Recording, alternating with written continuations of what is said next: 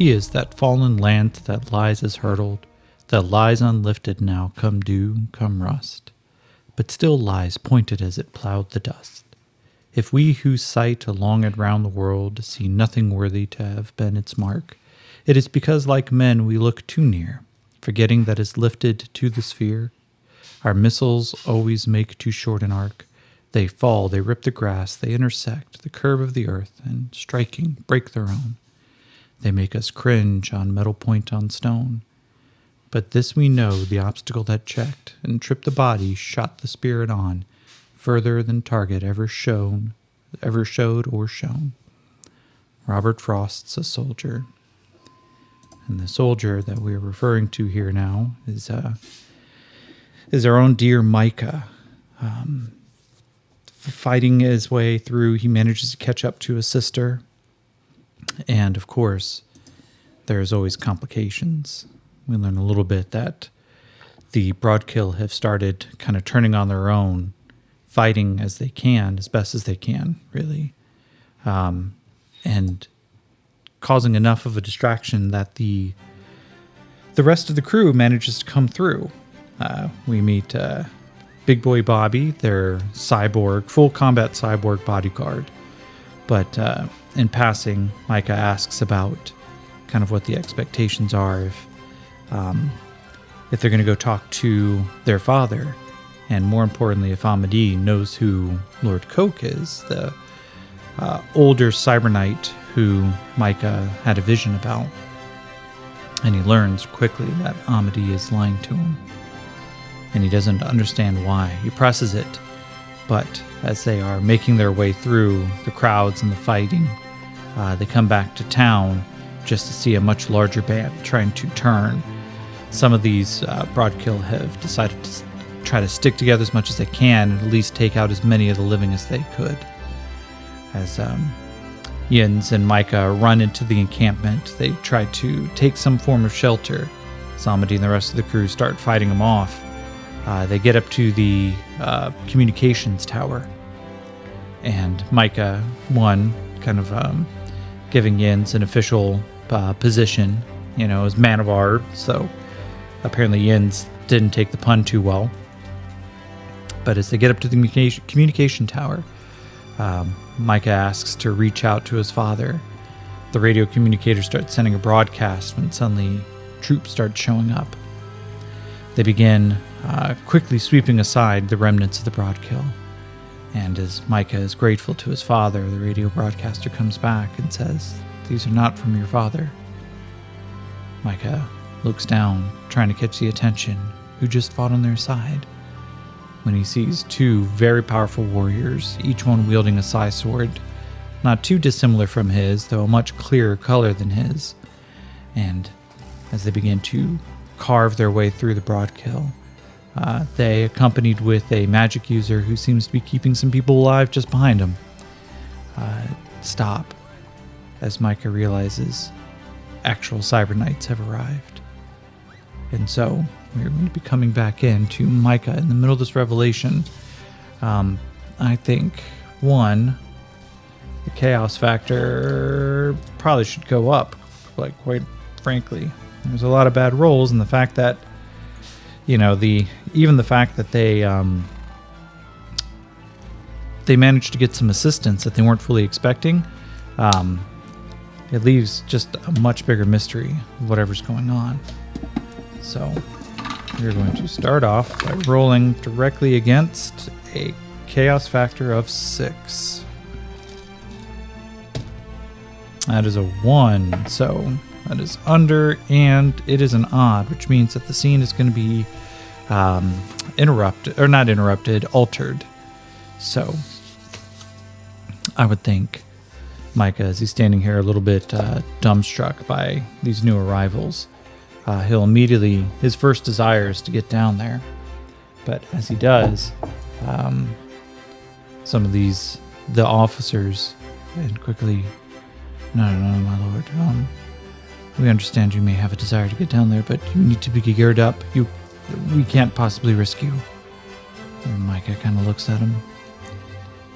We've won a big day here, and I think it's important that we go at least greet who may be potentially at least our allies, if not our potential liberators. And yes, my lord, but you are in no condition to meet. Allow your sister to be the one to go down and greet them. Oh, I do not wish to play second fiddle to my sister here. We understand, my lord, but please, we highly recommend this. So I'm gonna go over and let's take a look. I'm gonna give him a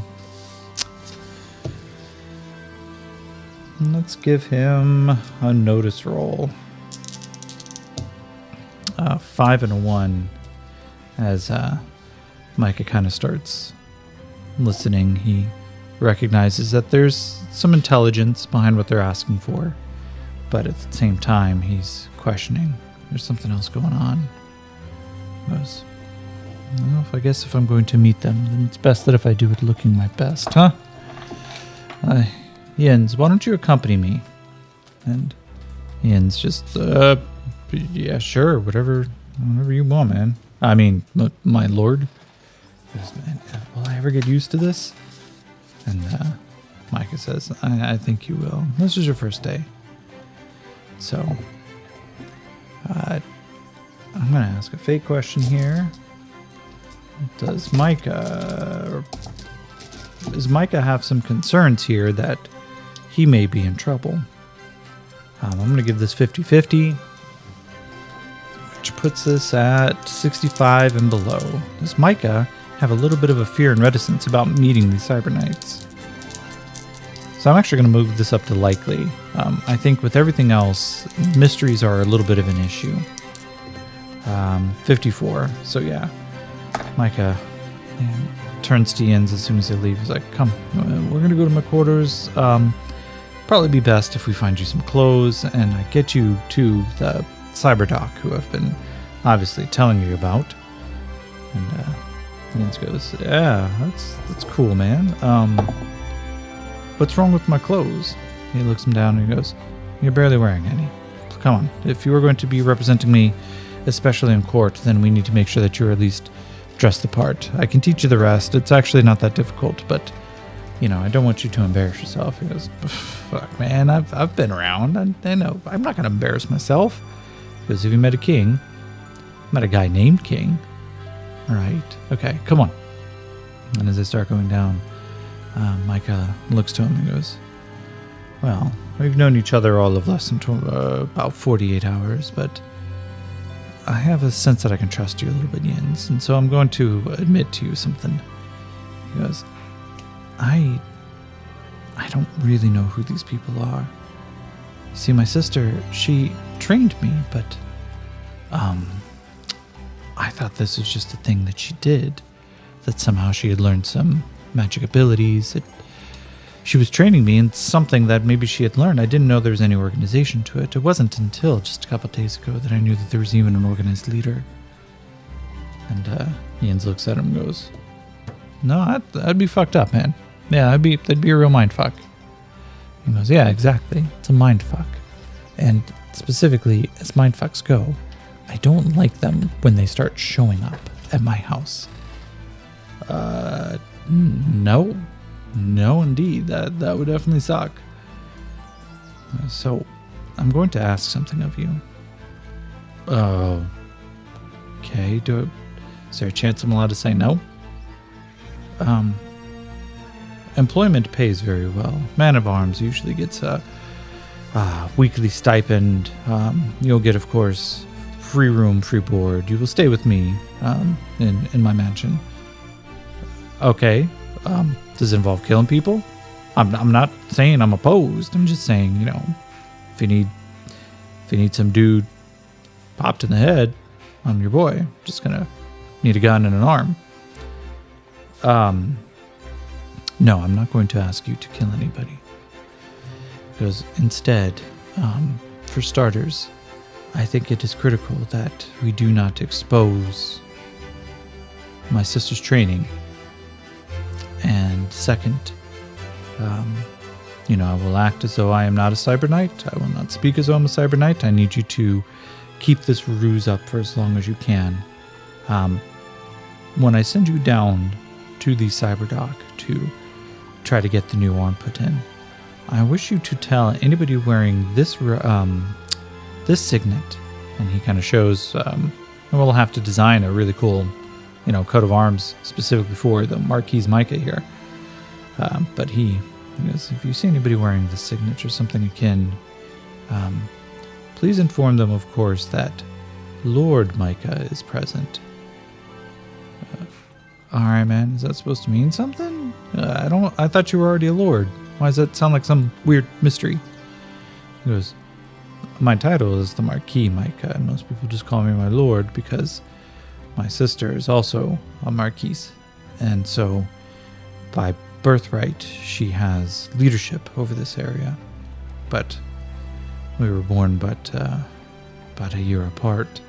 And so because she has priority, she is firstborn. Being addressed as Lord puts me in a lower position. Do you understand? And he kind of looks and goes, well, not really, but if you explain it a little bit slower than that, I might be able to pick this up. And I'm going to give Yins a common knowledge roll. His common knowledge is a D8. He rolled a 3.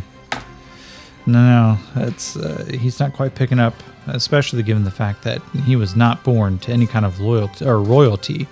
He's not even loyal to the coalition, given the fact that, of course, they were stripped and destitute and left on the outskirts in the burbs. And so Micah just kind of goes, I will need you to trust me on this. If anybody thinks that they are trying to address the Marquis Micah, especially while these Cyber Knights are around, it may garner attention, they may have heard, I don't know. But if I am just a Lord Race, then there could be so many others. I have many brothers and many sisters. It was, yeah. That's weird. I thought, as elves, you guys didn't really have too many kids. He goes, we are of both worlds. I am both elf and human. And, well, the human side likes to propagate. Yeah, we do. I'll tell you this, not appropriate, my lord. See, you just called me my lord. You're picking this up right away. So I'm going to give our good old Micah here persuasion roll to see if he gets his full point across to Yins. 4 and a 2. I think Yins is going to go, all right, so I just want to make sure I get this right, Lord Micah. Lord Rice? Which one is preferred? Do you have call me by my family's name. I'll be Lord Rice as long as I'm around. Right, okay. So, Lord Rice, you want the Cyber Knights to think that your sister is the one who's in charge, who she technically is, but you don't want them to know your name or your title just in case? That is how we're going to play this game, yeah. Okay. Alright, well. I guess which way to the cyberdock then, boss? He goes, no, you should be calling me your lord. He goes, oh, damn, I thought I'd try that on. Alright, nope. Okay. Which way to the cyberdock there, my lord? He goes, I'll give you directions. And as Yins leaves his leaves his area, Micah starts formulating some ideas as well. I think it's going to be important that I keep a low cover. So let's give, you know what, I kind of want to roll a general action for, let's give Micah a general action roll here, because I'm a little curious, right? He's intelligent, and I was fully expecting that politics would be involved, but he also doesn't have any real hindrances that's going to prevent him outside of maybe learning more about how to be a Cyber Knight, which is one of his hindrances, but then also an obligation to leading his kingdom. So let's see here. 86, which is struggle. Yeah, that's not surprising. 13. Struggle chaos. Yeah, I'm going to say he's having a hard time struggling with the chaos of all this. And as he tries to figure out what exactly is going on, he goes up and gets into his room, finds that, plenty of clothes have been laid out, goes, contacts the armory and decides to go against the tradition. He comes out dressed to the nines, nice, well-tailored suit, made of just some of the finest silks and everything. There's communication band that he keeps worn around his wrist. The crystals in it that power the magic behind it, though, just faintly glows. Multiple pieces of jewelry, like a braided metal necklace. And in the center of it is a crest carved into a single gem of his family's, his family's crest. And so, as the Lord of House, or one of the Lords of House Rice comes out, for the love of victory, engraved on the outside of this pendant, he makes his way through. Of course, some of the servants, let's see, they start greeting him, and let's see how well. Let's give him a persuasion check. Thief, common knowledge. Technically, they've gotten a +2 to the link common knowledge. So he did understand well enough. In which case, I'm going to give him a +2 to his persuasion roll, which is a D10. So Yin's rolled a 2, plus his 2, which came from his earlier one. I think enough of the servants understand a little bit of what's going on to kind of keep their heads down. And they start greeting and introducing not the Marquis Micah, but instead just Lord Rice. The young Lord Rice on occasion, which I think would irk him just a little bit, but he lets it go. And so the day begins to pass. Micah gets a chance to catch his breath. But let's see here. Do I want to move on to the next scene? Because I kind of feel that scene was just setting this up. Yeah, I think that's what I'm going to do. I'm going to drop the chaos factor a little bit as Micah tries to take a little control, but I think that there's a real danger here. If he's concerned about getting discovered, then what happens? Because eventually, if the Cyber Knights are going to be here, there will undoubtedly be gossip. There will be conversations. Cyber Knights are well respected, and they are known for having the abilities to kind of ferret out the truth on occasion. So we'll go down to a chaos factor of 5. So now let's roll. Roll to 5. Okay. So, damn, what is it? I think if it's below. So we're going to say the scene progresses as expected. I think Micah continues on through his day. He does his best to kind of avoid attention from them, which means I'm going to give him... Let's give him a stealth roll, which is a D4.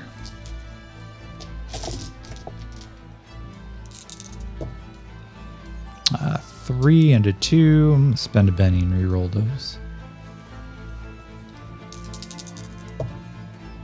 Okay, the 4 blows up. 5, okay. So Micah,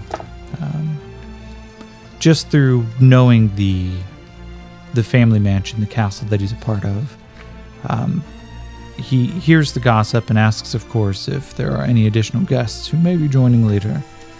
But he manages to kind of keep out of their way. Now, a classic Cyber Knight gets a... we'll just ask the fate question here. It's a way better way to do this. Fate question is, are the Cyber Knights actually looking for Micah? Say 50-50 here. 81. No, they're not looking for Micah. That's the next question. Are they looking for Amadi, though? 39. Yes. As Micah begins asking around, No, my lord. The good Marquise Amadee, your sister, she has been indisposed of them for quite some time. Oh, is that right? Okay. And you say quite some time. Can I ask where they may be held up? Oh, they have been in the East Wing for a while. I believe that they are planning on staying the night, which of course we have extended all courtesies as befitting of your father. And yes, that's great, that's great. Have they given an indication of what they're looking for? I do not know that. I'm not privy to that information, sir. All right, very good. Thank you. I appreciate your effort. Well, let's see. Would Micah be curious enough to try to go figure out what's going on? 37. Yes, he absolutely would. Micah finds Yins. Let's ask kind of this question here. Did Yins get his new arm? 71. No, because it's going to take a couple of days to custom make one. But as Yins is in there, Micah comes up and he glances down. He sees the remnants of the arm there. He goes, very good, man. Did they say how long it's going to take? He goes, well, you can't just slap a new one on. We're not the Broadkill here.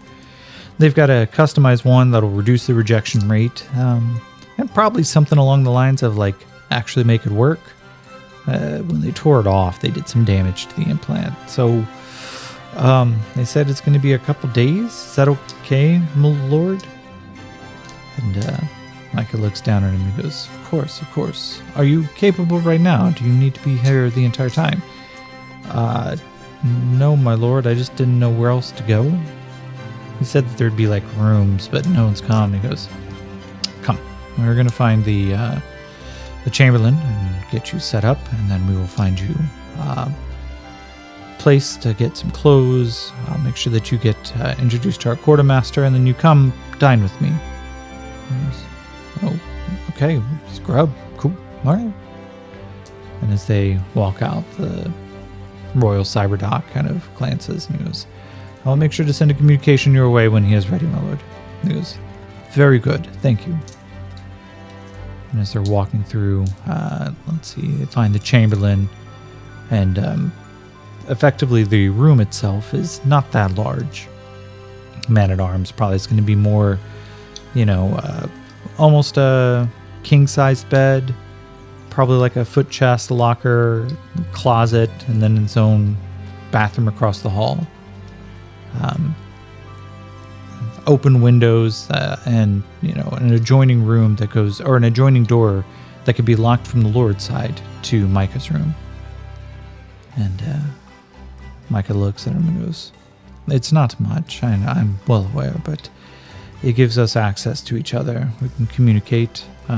You'll be paid, of course, out of the quarterly, and when your checks, or when your credit chips are dropped off, you're free to spend them.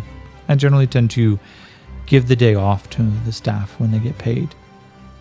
And Micah looking at this, or as Micah looks at this room, it's a small, relatively threadbare, not much more than just servants' quarters. So, of course, he's not expecting Jens to get excited, but suddenly he looks over, and Jens is excited. He's almost hyperventilating. He's like, oh shit, wait, no, man. Okay, this is your room, right? So where's mine? Or do we bunk together? Like, I figured you'd have something a little bit nicer than that. He goes, no, man, no, nothing of the case. This is your room. And Jens says, okay, you keep saying that, but it's so big. What? Jens, I don't get your humor yet, man. He goes, this is my room? I get to have all this? Actually, this is just your sleeping quarters. Of course, you have access to training rooms. You have access to the library. You can get fitted at the quartermaster. Oh, well, that's compromise.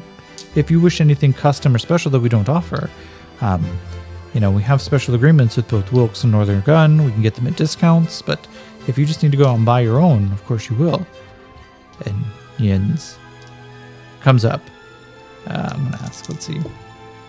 Oh, yeah. Jens comes up and gives Micah a surprisingly tight hug. And Micah just kind of like takes him by the hand and unwraps him from around him. And he goes, "My good man, you're okay. Come. Let's, I will get you fitted at the Royal Tailors. We'll get you some clothes ordered. You may need to pay for some of the fancier things, but just because of the special material that's involved. And then we'll get you down to the mess hall and you can eat." And he just looks over and Jens is crying. He goes, "Oh my God, man. Okay, dude, if I was joking about that not killing anybody thing, but you need me to kill somebody. I'm going to kill somebody." It's like, "Yeah, no, I've never had a room.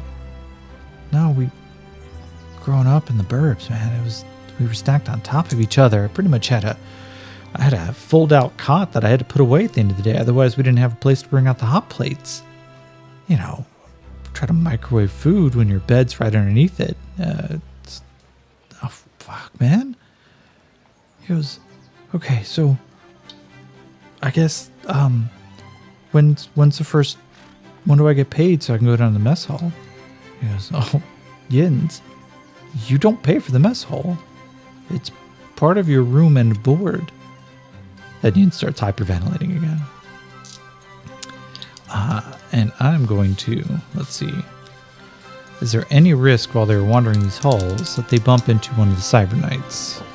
I'm going to say this is unlikely, which puts it at 35 or lower, just simply because the truth is Cyber Knights may be wandering around, but they're in a Lord's manor. There'd be people accompany them. 72. So it's not a exceptional no, but it is a no.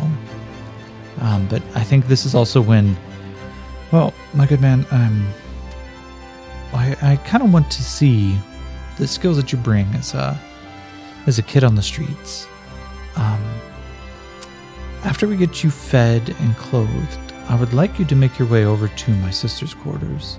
And he goes, "Oh, no, man, that's a little weird. You can't ask me that right away." "No, shut up. The Cyber Knights that have that fought and freed our city, they are apparently questioning my sister, and they're going to be staying in our quarters.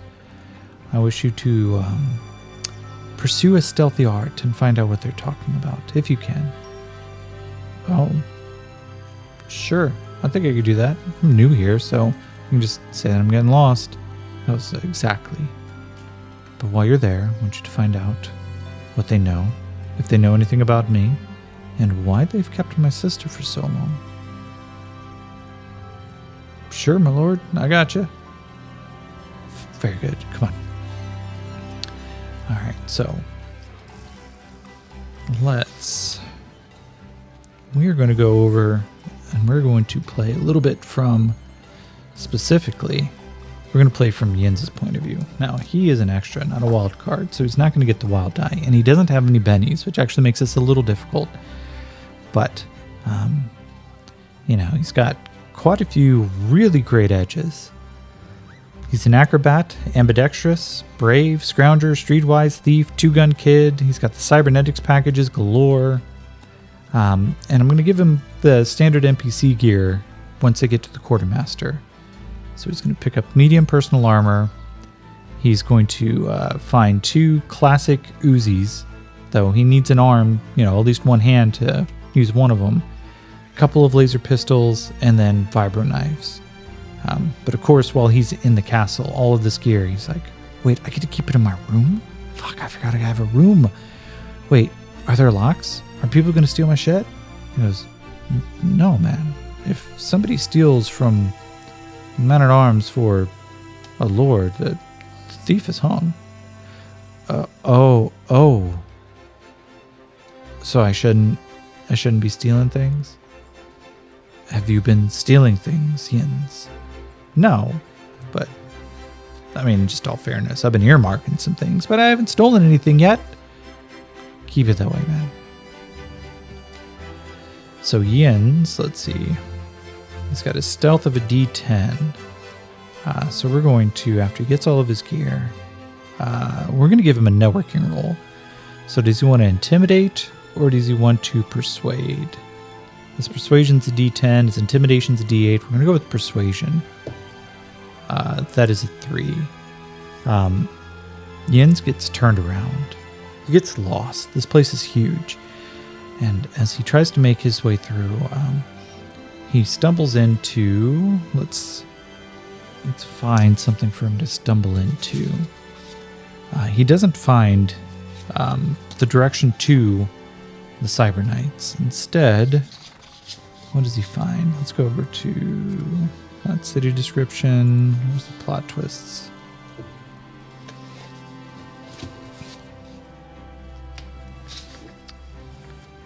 Plot twists. All right. 8 character. 69. Nice. Character power. Ooh, okay. Does Jens discover a plot from one of his siblings who we have yet to meet? Chaos factor of 5. And I'm still going to say it's unlikely, but we'll do 35. 33. Okay, so this is yes, and it's going to lead into a random encounter. So let's go over to the random encounter tables because Jens just got a little bit more than he bargained for. So let's start by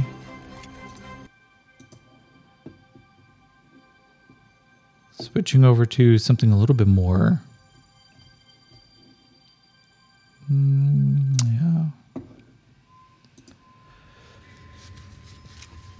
So Jens, as he begins to sort through this place, this is not just some medieval household. Lord's house here, it still has high technology, right? These aren't just people living kind of like dysenteries around every corner. They have high-tech medications, but they primarily rely on techno-wizardry. And Jens, of course, he's not entirely familiar with it, so as he wanders in, he starts looking around and goes, is there anybody here? Yeah? No? Okay. Well, I wonder what that is. And he stumbles over. He starts looking, okay, well, that's cool. That's really cool. I didn't know that they made gems that big. And he touches it. He goes, oh, shit. Okay. Ooh, what does that mean? What is this? And let's see. Let's do the event focus roll. D100. 54. Move towards a thread. Okay. So let's look at some of the threads. 1, 2, 3, 4, 5, 6. 5. Okay. Find who did this. So, 50-50. Does Jens find evidence that the Broadkill were brought here, not by himself, not by Micah, not by Amadee, but by one of their siblings? 20. Yes. But, so, as Jens starts kind of going through, he touches his crystal, and suddenly, what looks like a TV screen appears on the far wall. It's a conference call. He goes, oh. Well, shit. You think they could see me? Hi. Sorry, I didn't know anyone was on the line. I was just stumbling through. Oh, they can't hear me. Oh, that's interesting. Huh. Wonder who these people are. Looks around. That one looks a little bit like Micah. That one's got the Amadee's like cranky ass face. I don't know who these other. The fuck is that? And he's looking, and he goes, "Does this thing have volume control? Where's the fucking remote control?" And he starts touching the crystal again. It starts moving the pictures around. Eventually, the audio just goes, well, I don't think that it's that important given the fact that both Amadi and that fucking incorrigible Micah managed to make their way through. You were supposed to capture both cubs. He goes, you have to understand, my lord. It's not easy to capture cyber knights. I know, and now there are 2 extras. I don't know how this could have gone more pear-shaped. Because, well, if you want kidnapping done right, you have to pay extra. We can't just send some broadkill murderers into your streets. That is but distractions. We sent bounties on them. The broadkill did what they were supposed to do. Because they failed. And now, my damnable brother, my sister, they made their way out. Because, well, if you wish to pay more for a little bit extra, I am more than happy to make sure that they wind up dead. And Jens is like, I should get a picture of this. I should get a picture of this. He goes, all right, stay still, you little fuckers. His eye starts making a whirring noise. Dunk. The audio to it, like the sound is just so mild. His eye is just recording these things. As he steps back, he goes to turn around. Let's ask a question, because we have a random event that's about to occur. Jens get caught. 97, exceptional no. Well, not caught by anybody in the room, like not caught by like guards walking by, but does somebody on the call know that they were watched? 14.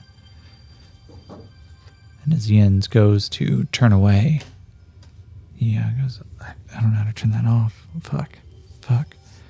And then a hooded figure in the bottom right-hand corner starts looking around. He goes, we should call this conference off. We're being observed. Somebody is aware. And I do not know who. One of you has been bugged. And all the voices suddenly freeze. And then each image just boop, boop, boop, boop, disappears. And then the crystal stops glowing. And Jens just puts his one hand on his forehead. He's like, oh, fuck, man. I gotta get back to Micah. As he turns to go, he thinks, fuck. They were set up to be killed. What that means, oh, fuck me. Anybody who's talked to him, anybody Micah works for, could be gunning for him, could be trying to kill him. Man, I just got this meal ticket. All right, no, I gotta take care of him. So I'm gonna give him a stealth roll to see about getting back. 4. He makes it all the way back. But as he does, he starts counting troops that don't wear the signet ring that Micah showed him. He begins wondering, how many are there? As he starts moving forward, he keeps a count. And he starts having a hard time when he realizes that there's easily 50 plus of these troopers in the house that don't seem like they bear any loyalty to Micah and Amadi. And so we will pick this up next time. Thank you.